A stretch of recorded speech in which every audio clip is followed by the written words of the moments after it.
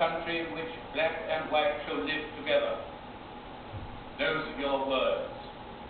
What does it mean?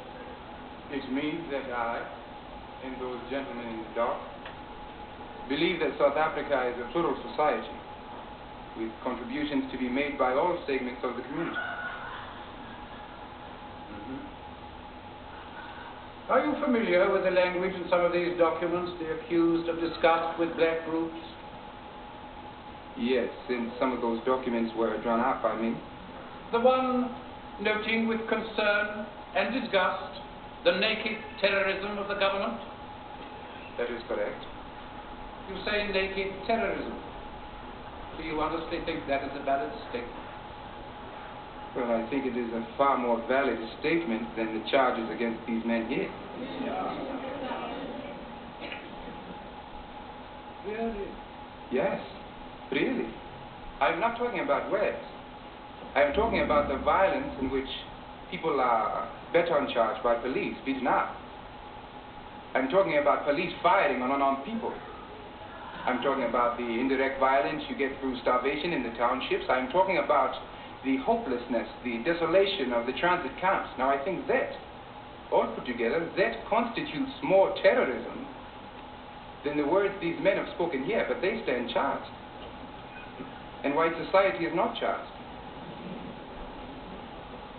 When you and others in black consciousness speak, you say, our true leaders have been banned and imprisoned on Robben Island.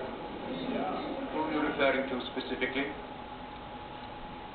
Specifically, we refer to people like Mandela, Sobukwe, people like Govan Mbeki.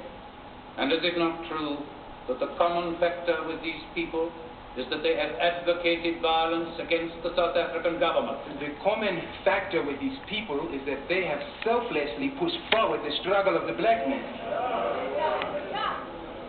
So, your answer to this so-called naked terrorism is to provoke violence in the black community. No, our movement seeks to avoid violence. But your own words call for direct confrontation. That's right. We demand confrontation. Isn't that a demand for violence? Well, you and I are now in confrontation, but I see no violence.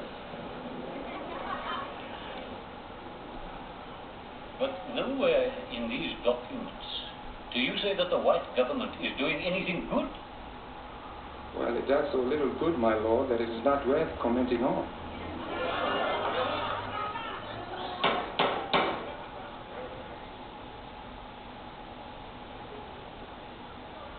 But surely that approach inflames racial hatred and anti-whiteism. My lord, blacks are not unaware of the hardships they endure, or what the government is doing to them. We want them to stop accepting these hardships, to confront them.